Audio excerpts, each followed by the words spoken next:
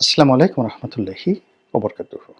সম্মানিত দর্শক, আলোচনার শুরুতেই শিরোনাম নিয়ে কিছু বলা আবশ্যক।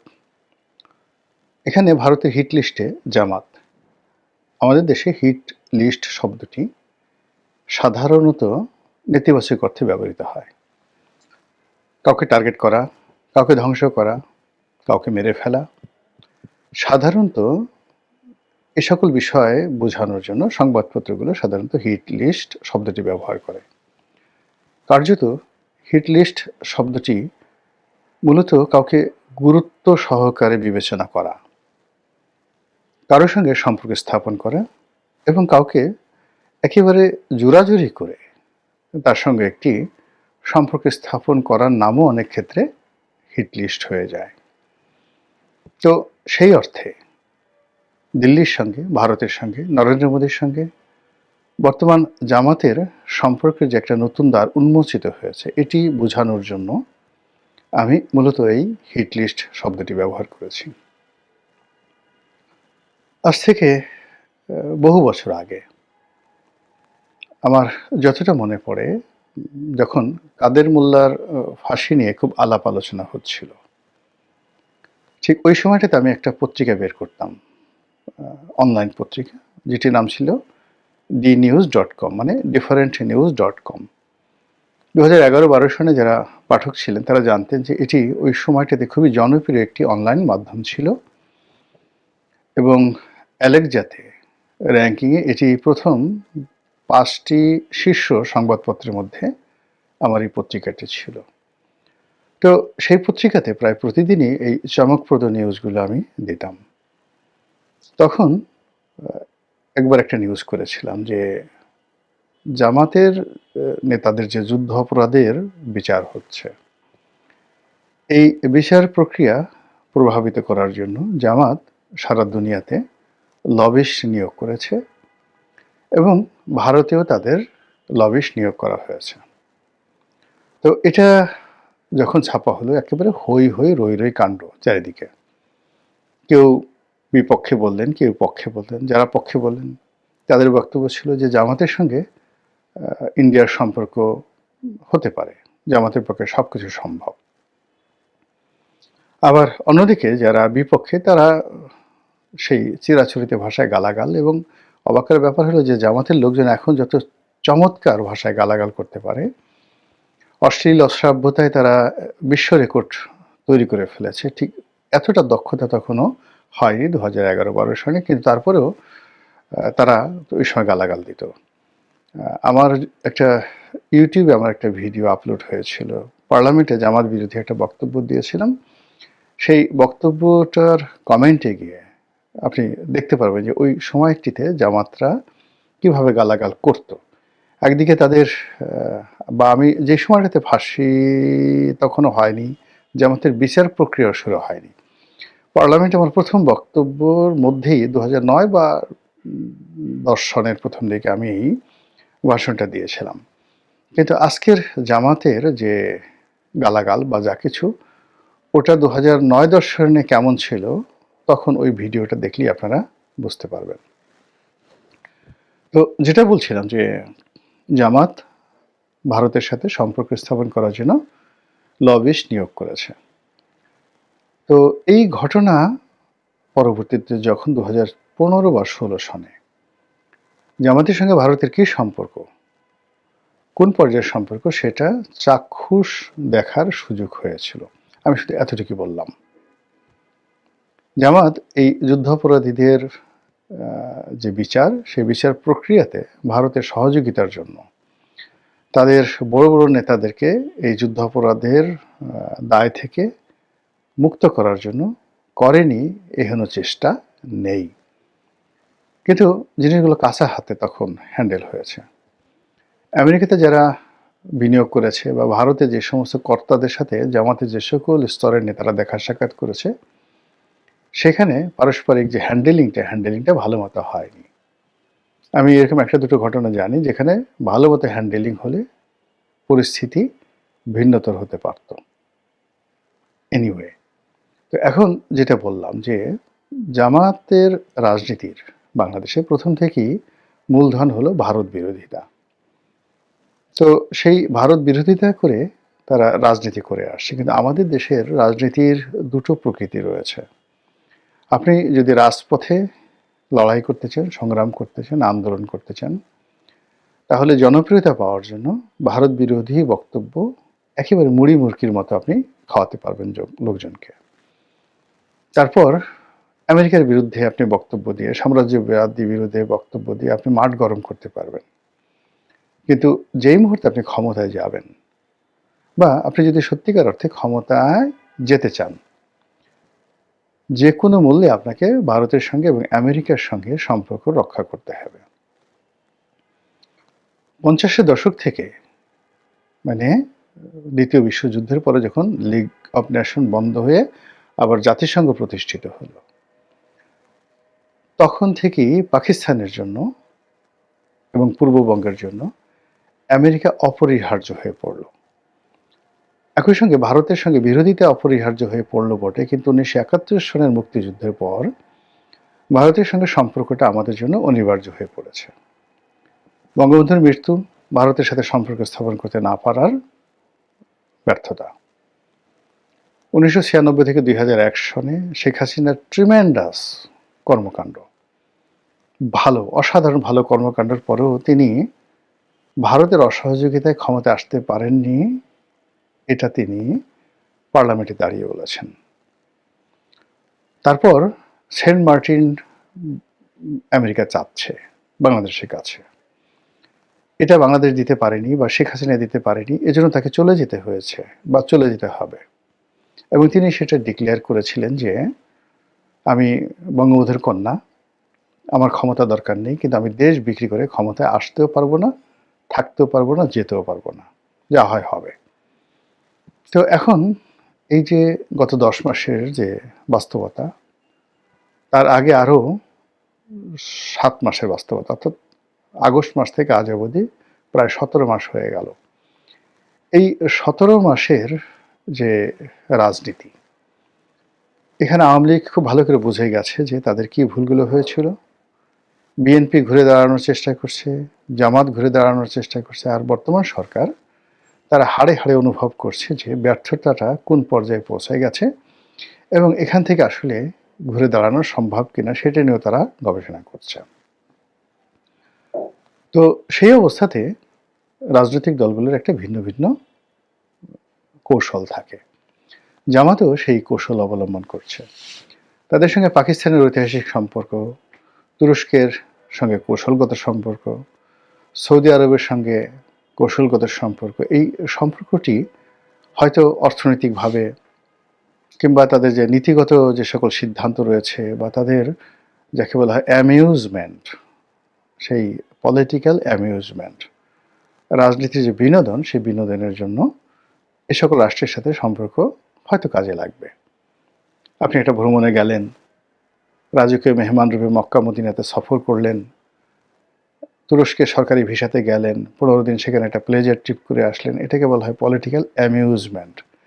চায়না এই কাজগুলো করে খুব বেশি। বিভিন্ন দেশ থেকে তাদের পছন্দের মানুষদেরকে চীন দেশে নিয়ে ভীষণ রকমভাবে তারা আদর করেন, আপ্যায়ন করেন। আমি চীনের রাষ্ট্রীয় অতিথি হিসেবে একবার সেখানে গিয়েছিলাম, আমি এই জিনিসগুলো দেখেছি। কিন্তু ভারতের সঙ্গে যে বাংলাদেশের পলিটিক্যাল পার্টিগুলো, রাজনীতির যে সম্পর্কগুলো, এগুলো আসলে মানে বিকল্প নেই। এই সম্পর্কগুলো করতেই হবে আপনাকে যদি আপনি ক্ষমতায় যেতে চান এবং ক্ষমতায় থাকতে চান। স্বাধীনতার পর থেকে বাংলাদেশের অনেকের সঙ্গে ভারত সম্পর্ক করার চেষ্টা করেছে, কিন্তু কার্যত যেটা বাস্তবতা ভারতের জন্য নির্মম অভিজ্ঞতা, সেটা হলো একমাত্র জাতীয় পার্টি ছাড়া ভারতের সঙ্গে কেউ বিশ্বস্ত আচরণ করেনি। জাতীয় পার্টি এরশাদ সাহেব প্রথম দিন থেকে একেবারে মৃত্যু পর্যন্ত, আবার এরশাদ সাহেবের পর তার যে ভাই, যিনি এখন জিএম কাদের আছেন, জাতীয় পার্টির প্রেসিডেন্ট, আর তার যে সেক্রেটারি, মানে ওনারা সবসময়ই ভারতের সঙ্গে একটি বন্ধুত্বপূর্ণ এবং বিশ্বস্ত বন্ধুত্বপূর্ণ সম্পর্ক রক্ষা করার চেষ্টা করছে। ভারতের যদি সামর্থ্য থাকতো, তাহলে জাতীয় পার্টিকেই কিন্তু তারা ক্ষমতায় রাখত। এবং দেখুন এখন ভারতের যতটুকু লিঙ্ক রয়েছে বাংলাদেশের বিভিন্ন রাষ্ট্রীয় মাধ্যমে, তারা সেই গত ১৭ মাসে জাতীয় পার্টিকে যেভাবে নিরাপত্তা দিচ্ছে, যেভাবে অপরিহার্য করেছে, এবং রাষ্ট্রীয় শক্তিগুলো কোনো অবস্থাতেই জাতীয় পার্টির উপর তাদের খড়গ তারা চাপাতে পারছে না। এবং জাতীয় পার্টির সব গ্রুপগুলো, অর্থাৎ যেগুলো ভেঙে গেছে, যে মূল যে শক্তিগুলো যারা আছেন, আনিসুল ইসলাম মাহমুদ, ব্যারিস্টার আনিসুল ইসলাম মাহমুদ, কাজী ফিরোজ রশিদ, মুজিবুল হক চিন্নু, শহীদুর রহমান ট্যাপা, তারপর যাকে বলা হয় রুহুল আমিন হাওলাদার, বলতে গেলে জাতীয় পার্টির যারা একেবারে সূর্য সন্তান, তারা সবাই জি এম কাদেরকে ছেড়ে গেছেন।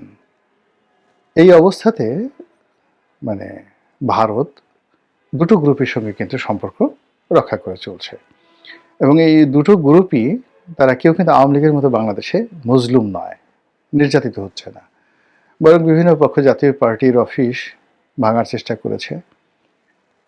তাদেরকে যে শিক্ষা দেওয়া হয়েছে, তাদের হাড্ডি গুড্ডির উপর যেভাবে থেরাপি দেওয়া হয়েছে, তারা ভুলেও আর কখনো জাতীয় পার্টির অফিস ভাঙচুর করতে যাবে না। তো এই হলো ভারতের সঙ্গে বন্ধুত্বের একটা নমুনা। সেই দিক থেকে তারা বিএনপিকে চেষ্টা করেছে, আওয়ামী লীগকে চেষ্টা করেছে, এবং এই বড় দলগুলো সবসময় মানে যখন প্রয়োজন তখন ভারতের সঙ্গে একেবারে দহরম মরম সম্পর্ক স্থাপন করেছে, আর যখন প্রয়োজন নয় তখন তারা ভারতকে জাস্ট বুড়ো আঙুল দেখানোর চেষ্টা করেছে। তো সেই অতীত অভিজ্ঞতার কারণে ভারত মনে করছে যে আগামীতে যদি ইসলামী দলগুলো, তার মধ্যে বিশেষ করে জামাত ইসলামীর সঙ্গে তাদের একটা সম্পর্ক স্থাপিত হয়, এবং জামাত যেহেতু একটা রেজিমেন্টাল ফোর্স, সংগঠিত একটি রাজনৈতিক শক্তি, আর অন্যদিকে ভারতে এখন যারা রাষ্ট্র ক্ষমতা রয়েছে বিজেপি, তারাও কিন্তু একটি রেজিমেন্টাল ফোর্স। এবং আপনি দেখবেন যে উগ্রবাদী বলেন আর উদারনৈতিক বলেন, সারা দুনিয়ার উগ্রবাদী যারা, তাদের পারস্পরিক সম্পর্কটা হয়ে যায়, আর যারা উদারনৈতিক তাদের মধ্যে একটা সম্পর্ক হয়ে যায়। এবং এটা সব ক্ষেত্রে প্রযোজ্য। আপনি একটা নতুন শহরে গেলেন, আপনি নামাজ কালাম পড়েন, সবার আগে আপনি মসজিদে দেখা পেয়ে যাবেন, মুসল্লিদের সঙ্গে আপনার বন্ধুত্ব হয়ে যাবে। আপনি যদি নেশাখোর হন, মদখোর হন, মুহূর্তের ভিতরে আপনি শহরে ঢোকার সঙ্গে সঙ্গে আপনার মদ্যপের সঙ্গে দেখা হবে, পানশালার দেখা হবে, কোথায় কী ধরনের মাদক পাওয়া যায় আপনি খুঁজে পেয়ে যাবেন। তো এ হলো মানুষের স্বাভাবিক বৈশিষ্ট্য। মানুষ যেরকম চিন্তা করে, যেরকম ক্যারেক্টারিস্টিক্স, তাদের সঙ্গে আসলে সেরকম মানুষের সম্পর্ক হয়ে যায়। তো ভারতে যেহেতু একটি উগ্রবাদী দক্ষিণপন্থী সরকার আছে, মানে আমাদের দেশে দক্ষিণপন্থী বলতে যেমন ইসলাম ধর্মাবলম্বীকে বোঝায়, ভারতে দক্ষিণপন্থী বলতে হিন্দু ধর্মাবলম্বীদের বোঝায়।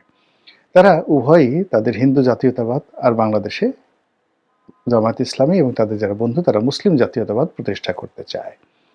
তো সেই দিক থেকে তাদের মধ্যে মানে একই রাষ্ট্রের মধ্যে সমস্যা হতে পারে, কিন্তু ভিন্নতর রাষ্ট্রে তাদের মধ্যে কোনো সমস্যা নেই। যে রাজনীতির জিকির তুলে বিজেপি সফল হয়েছে, একই রাজনীতির জিকির তুলে জামাতেও সহযোগিতা পেলে ভারতের তারা সফল হতে পারে। এবং এই কারণে সাম্প্রতিক সময়ে যে রয়টারের খবর প্রচারিত হয়েছে, সেই প্রচারণায় আমরা দেখলাম যে জামাতের আমিরের সঙ্গে ভারতের কূটনীতিবিদদের সাক্ষাৎকার হয়েছে। যদিও এটা নিয়ে নানা রকম ব্যাখ্যা রয়েছে, বিবৃতি রয়েছে। কেউ বলছে লন্ডনে সাক্ষাৎ হয়েছে, কেউ বলছে না জামাতের আমিরের বাসায় সাক্ষাৎ হয়েছে, কেউ বলছে ৫-৬ মাস আগে সাক্ষাৎ হয়েছে, ইত্যাদি নানা কথা। কিন্তু বাস্তবতা হলো সাক্ষাৎ হয়েছে, এটাই ধ্রুব সত্য। এখন এই যে এই সময়টিতে জামাতের সঙ্গে ভারতের যে সম্পর্ক, দেখা সাক্ষাৎ করা, এটি বিএনপির সঙ্গে, আওয়ামী লীগের সঙ্গে বা জাতীয় পার্টির সঙ্গে ভারতের যে সম্পর্ক তার থেকে আলাদা। এর কারণ হলো যে জামাত মূলত এখন কার্যত দেশ চালাচ্ছে, আর জামাত যে প্ল্যান করে এগুচ্ছে সামনে, কোনো রকম সাড়া শব্দ না করে, নির্বাচনের মাঠে কোনো রকম সিন ক্রিয়েট না করে, তারা ম্যাটিকুলাসলি নির্বাচনে জয়লাভ করার যে পরিকল্পনা করে যাচ্ছে, এটা আমাদের বাংলাদেশের আমরা যারা আমজনতা আছি, হাজার আমরা আছি, আমরা হয়তো অনেকে অনুমান করতে পারছি না, কিন্তু আমেরিকা কিন্তু ঠিকই বুঝতে পেরেছে। তারপর ভারতও ঠিকই বুঝতে পেরেছে যে এখানে রাজনীতির হিসাব পাল্টে যেতে পারে। যে কোনো সময় যে কোনো পরিস্থিতিতে। এর কারণ হলো আসলে কৌশল এমন একটা জিনিস। তারপরে আসমানি ধরেন সাহায্য তো অবশ্যই আছে। যারা ধর্মকর্মে বিশ্বাস করেন তারা মনে করেন যে আল্লাহর সহযোগিতা না থাকলে রাষ্ট্র ক্ষমতা আসা যায় না। যুদ্ধে জয়লাভ করা সংখ্যার উপর নির্ভর করে না। মাত্র ৩০০ জন লোক নিয়ে ১০,০০০ লোকের বিরুদ্ধে যুদ্ধ করা গেছে এবং ৩০০ জন লোক জয়ী হয়েছে। আর ইসলাম ধর্মের ইতিহাসে ৩১৩ জন ভার্সেস ১,০০০ বদরের যুদ্ধে। সেখানে মুসলিম বাহিনীর বিশাল বিজয়। আবার পরবর্তী সময়ে যে উহুদের যুদ্ধ হলো বা খন্দকের যুদ্ধ হলো, এই যুদ্ধগুলোতেও কিন্তু মুসলমানদের সংখ্যা ছিল খুবই নগণ্য। একইভাবে আলেকজান্ডার মাত্র ৪০,০০০ সৈন্য নিয়ে তিনি পারস্যে গিয়ে ৩ লাখ পার্সিয়ান আর্মির বিরুদ্ধে লড়াই করে তিনি জয়লাভ করেছেন। এগুলো সব ইতিহাস। এর কারণ হলো এখানে রেজিমেন্টাল ফোর্স, ট্রেনিং, সাহস, কৌশল ইত্যাদির উপর অনেক কিছু নির্ভর করে। তো জামাত যতটুকু আছে, ১ জন, ২ জন, ৩ জন, ৪ জন, আপনি যাই বলেন না কেন, যেভাবে তুচ্ছ-তাচ্ছিল্য করেন না কেন, এটা একটা রেজিমেন্টাল ফোর্স। তো সেই রেজিমেন্টাল ফোর্সের তাদের অর্থ আছে, টাকা আছে, তার সঙ্গে যদি ভারতীয় কৌশল, চাণক্য নীতি তাদের সঙ্গে যুক্ত হয়ে যায়, তাহলে আমাদের দেশে যে প্রথাগত নির্বাচনের ইঞ্জিনিয়ারিংটা রীতিমতো প্রাতিষ্ঠানিক রূপ লাভ করেছে। এবং এই সময়টাতে আমরা কেউ টের পাচ্ছি না। যেমন আমার একটা মামলা ঢাকা কোর্টে। তো এই মামলার একটা শুনানি ছিল। তো নির্বাচন আরও ১.৫ মাস আগে, কিন্তু কোর্ট কাছারির বেশিরভাগ ম্যাজিস্ট্রেট এখন নির্বাচনের দায়িত্বে কিন্তু তারা চলে গেছে। আমরা যারা অনিশ্চয়তার কথা বলছি, আমরা যারা নির্বাচনে বিএনপির বিজয়ের ব্যাপারে শতভাগ নিশ্চিত হয়ে বসে আছি, কিন্তু এখানে যে কি ইঞ্জিনিয়ারিংটা হচ্ছে, কি চাণক্যনীতি হচ্ছে, পর্দার আড়ালে কি যে খেলাধুলা হচ্ছে, এটি যারা এটা পরিচালনা করছেন তারা বলতে পারবেন। বিএনপি হয়তো শক্তিমত্তার উপরে, সংখ্যাধিক্যের উপর, জনপ্রিয়তার উপর তারা নির্ভর করছে। আর অন্যদিকে জামাত কৌশলের উপর নির্ভর করছে, প্ল্যান, পরিকল্পনার উপর নির্ভর করছে। তাদের যে দেশি এবং বিদেশি যে শক্তি রয়েছে এবং প্রশাসনের বিভিন্ন স্তরে তাদের যে সকল লোক রয়েছে, সবার সঙ্গে একটা সম্মিলিত, যাকে বলা হয়, প্ল্যান করে তারা এগোচ্ছে। নির্বাচন হবে অথবা হবে না। কিন্তু যাই হোক না কেন, তারা যেন তাদের অস্তিত্ব বজায় রাখতে পারে সসম্মানে, মর্যাদা এবং শক্তিতে। সেই ব্যাপারে তারা যে কাজগুলো করছে এবং সেই কাজের ক্ষেত্রে দিল্লির সঙ্গে তাদের যে সম্পর্কটা, এটা স্বাভাবিক, একেবারে স্বাভাবিক। আর অন্যদিকে দিল্লিও এই পরিবর্তিত পরিস্থিতিতে তারা জামাতকে বন্ধু হিসেবে নিতে পারে। এর কারণ হলো অতীতে বঙ্গবন্ধুর জামানা, শেখ হাসিনার জামানা, বিএনপির জামানা, সব জামানাতেই কিন্তু ভারত নিদারুণভাবে অপমানিত, লাঞ্ছিত হয়েছে। ভারতের সঙ্গে যারা ক্ষমতায় বসে খুবই মিষ্টি মিষ্টি কথা বলে আর রাজপথে ভারতকে খুব গালাগাল করে। তো সেই দিক থেকে যদি এই গালাগালি ভারতকে শুনতে হয়, তাহলে হোয়াই নট জামাত? তো সেই দিক থেকে হয়তো দিল্লিতে কোনো পরিকল্পনা হচ্ছে, জয়শঙ্করের দপ্তর, তারপরে অজিত দোভালের দপ্তর, এমনকি প্রধানমন্ত্রী নরেন্দ্র মোদীর দপ্তর হয়তো এই মুহূর্তে ভীষণ রকম ব্যস্ত সময় কাটাচ্ছে। আর সেই ব্যস্ত সময়ের কারণে বাংলাদেশের রাজনীতিতে সবাই খুব এই মুহূর্তে অস্থির এবং উত্তেজনা দেখালো। জামাত অনেকটা নির্ভার, নিস্তব্ধ এবং কোনো রকম প্রতিক্রিয়া দেখাতে চাচ্ছে না। ফলে ভারতের সঙ্গে জামাতের যে সম্পর্ক, এটি আগামীতে কী রসায়ন নিয়ে আসে সেটি এখন দেখার বিষয়। মহান আল্লাহ আমাদের সবাইকে হেদায়েত দান করুন এবং হেফাজত করুন। আসসালামু আলাইকুম ওয়া রাহমাতুল্লাহি ওয়া বারাকাতুহু।